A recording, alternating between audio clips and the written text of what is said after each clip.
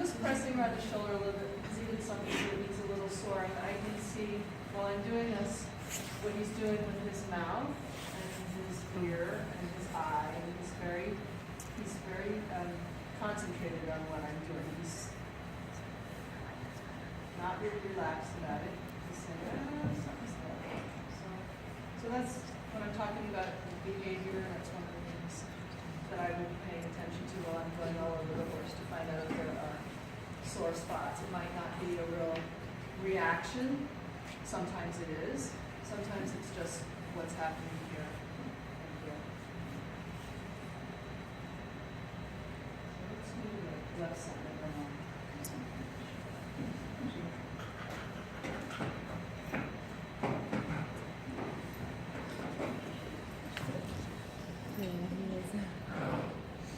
So in terms of the grooming technique that we're talking about, this gives you a nice platform, but you have to make sure it's flexible because you're going to be using your hand in different ways behind it and you want it to move with your hand. So we're just going to start on the neck, going from the pole down the length of the neck and start up towards the crest. And if you watch my feet are apart.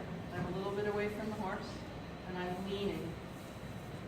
And my pressure is coming from my arm and my body, through my elbow, and down my forearm, into the palm of my hand.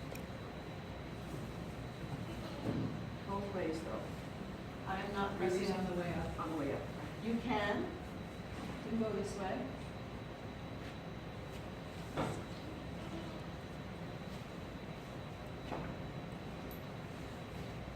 Mostly I go this way. And the reason I do that is because the horse tends to push into me but also push away from it. And so he's lengthening his neck as opposed to pushing back and shortening.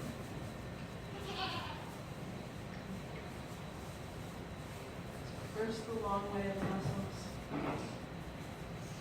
Then I'm going to turn around. I'm going to turn 90 degrees to what I was just doing.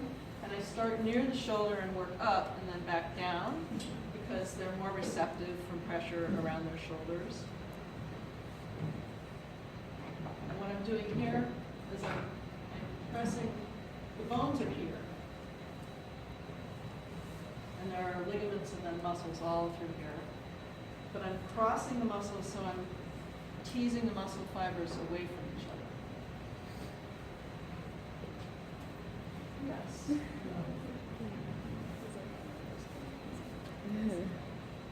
Last year, shedding. It's a little harder to get the pressure up at the top where the neck is smaller, but they'll if you work with them, eventually they'll start to lean back into it.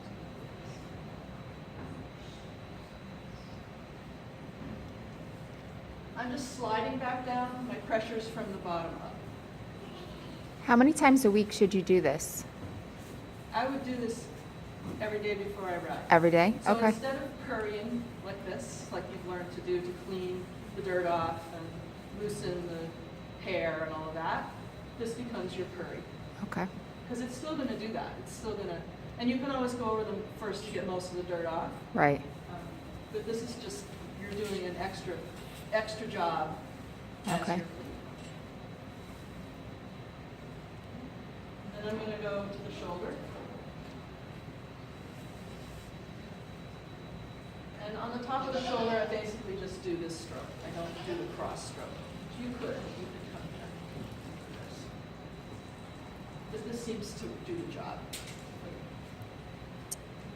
And then we're going to come behind the spine of the scapula. There's a bony part here, which is a piece that comes up off the scapula. It's part of it.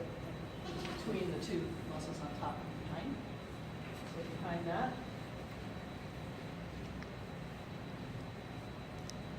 And then this is triceps back here. I'm going to go down triceps. You can do it however you need to adjust yourself so it's comfortable. And then across from behind.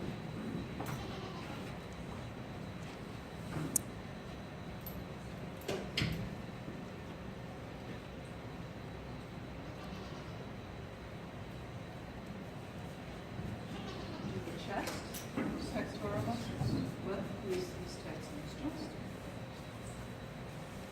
then here you can use the heel of your hand, fingers and heel of your hand to push down, and then also to pull back up.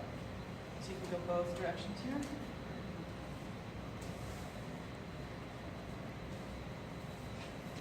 Bicep is here.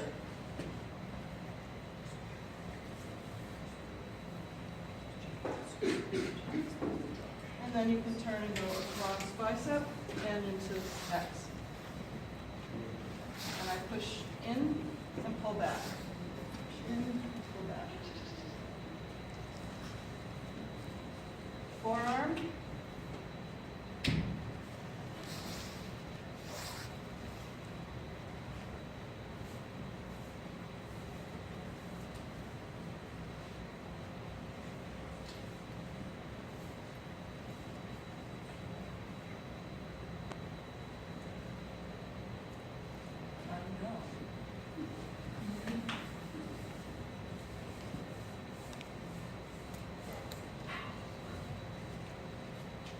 Are there any muscles below the knee or the hock? No. Okay. So we're just going down to the knee and down to the hock.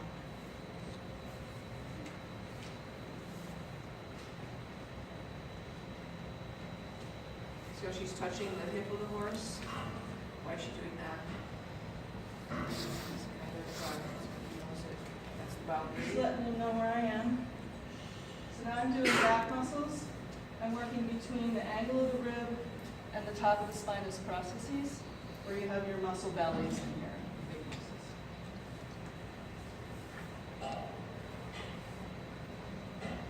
He receives a myofascial, is that really correct? Myofascial massage once a month.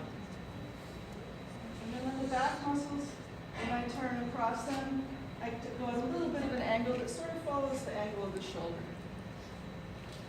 I use my fingertips first, from just above the top, above the angle of the rib. And as I push through the muscles towards the top of the spinous processes, I then bring my palm and the heel of my hand into the pressure. I just slide back lightly, so this pressure is just up.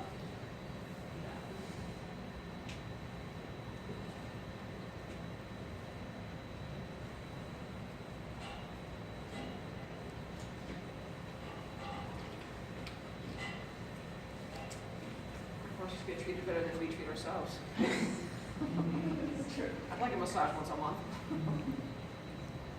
And I do the body, and I don't do lengthwise here. I just go up across the ribs at an angle. Just to kind of, my process here is to stretch. So you're thinking about stretching the skin.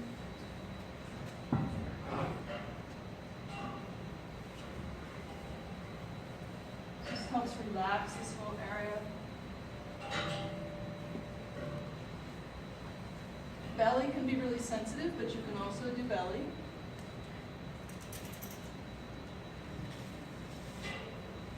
So what's the pressure level on the belly there? Like my horse is extremely, like I started just desensitizing, just doing it, like a constant pressure underneath so he get used to it, but not too deep because he is so sensitive to it, but I wonder. He is too. Yeah, like What I've found with this is that even if they're sensitive, usually, it's what you're usually doing, when you do this, if it's a solid sort of pressure, not like as hard as you can go, but a good firm yeah, pressure. deeper, not like ticklish.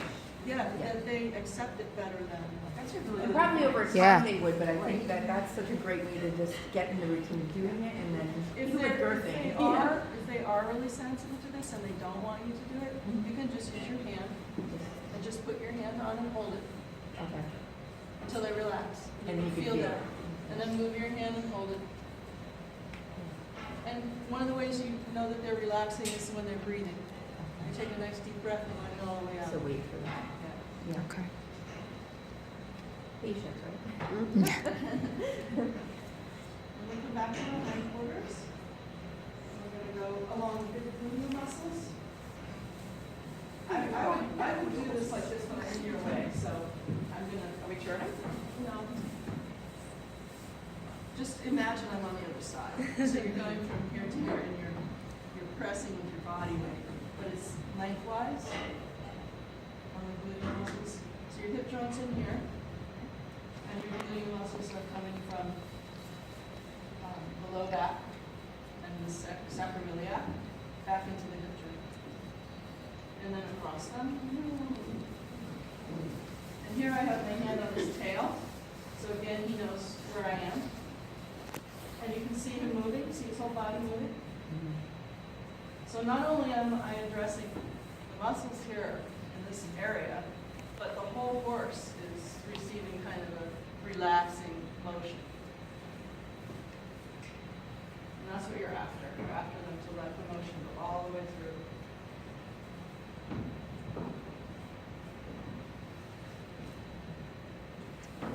Then I'll work from the point of the hip into the hip joint. Look at the skeleton when we go back in the classroom. The true hip is so deeply embedded in those muscles, like you're saying. What we call the point of the hip is actually just part of the pelvic It's girdle. part of the pelvis. Yeah. This is a really good area to work, don't forget it, because they tend to get really tight through here.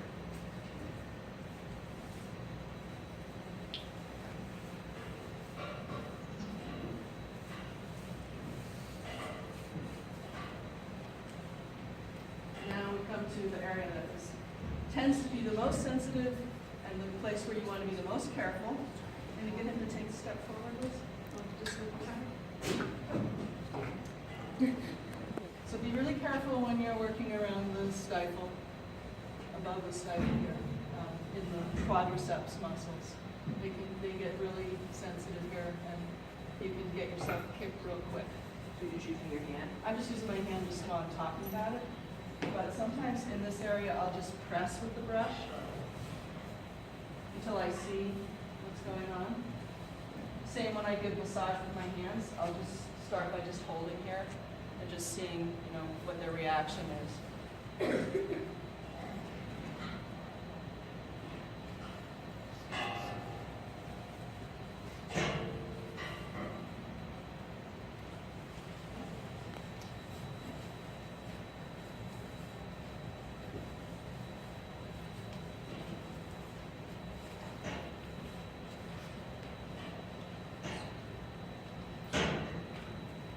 And then, he knows I'm here now because I've been back here for a while.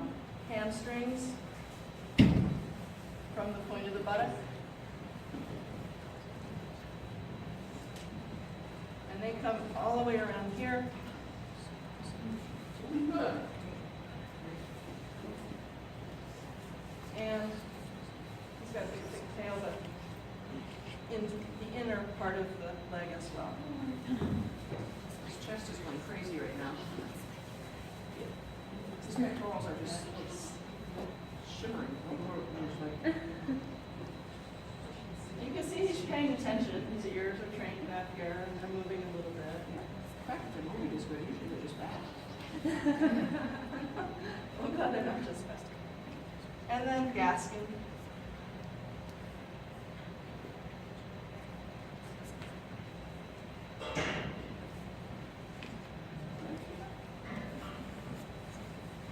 Oh, it's okay. Good, thanks.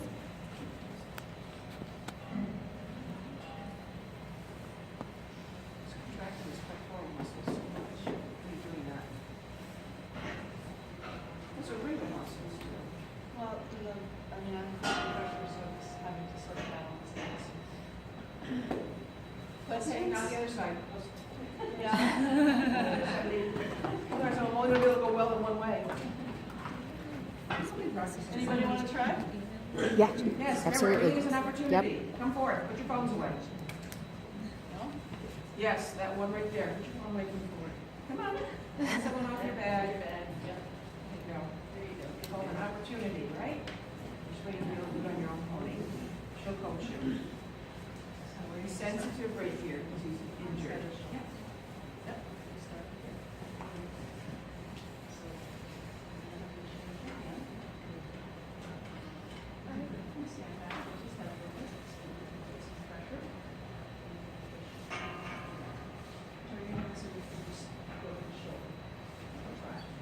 That's it. That's it.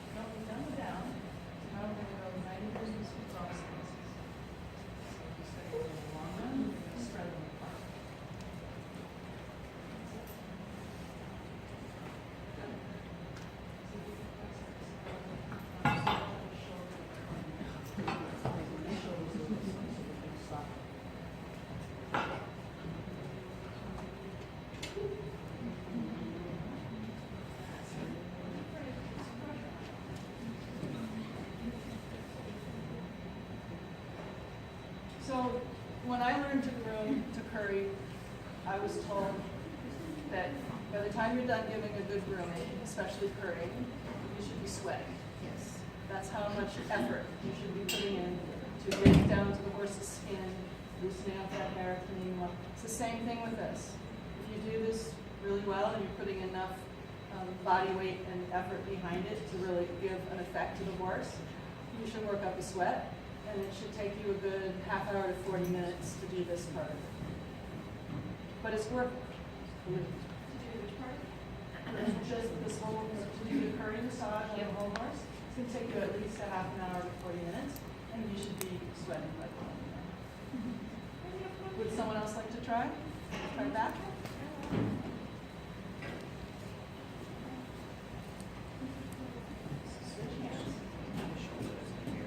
You do have to switch hands from side to side in order to have the right ability, the right body mechanics to put pressure where you want to put it.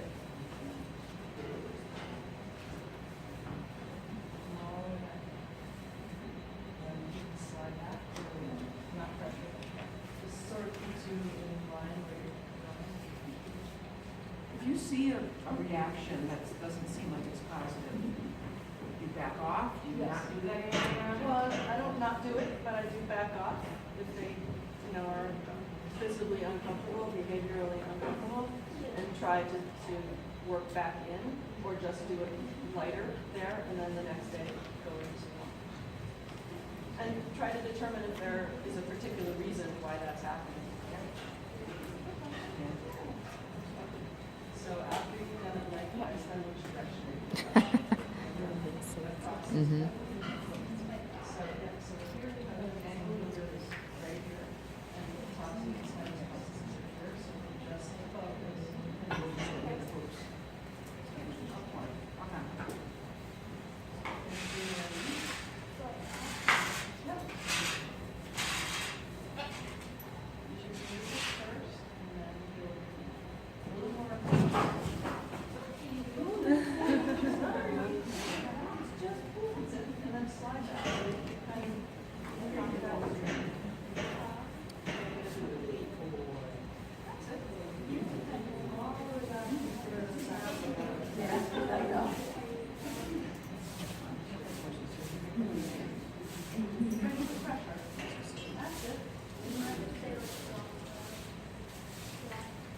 And you should be putting your like body weight into it, Body right? weight, yep. This Like comes really- from your body yep. weight and your feet. Right.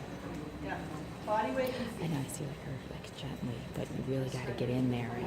That's it. There you go. That feel different? Okay.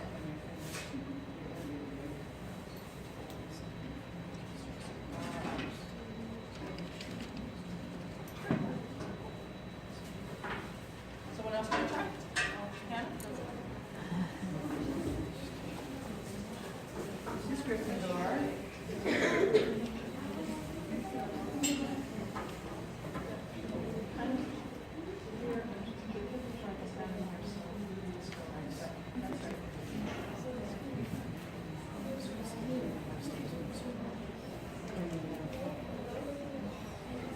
If you can use your body weight, so you do it with a brush.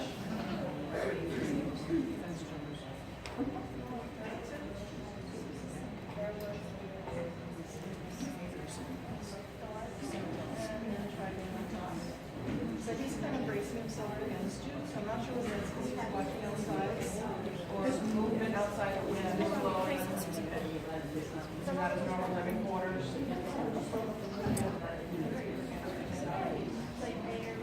Any other questions? Because I think it's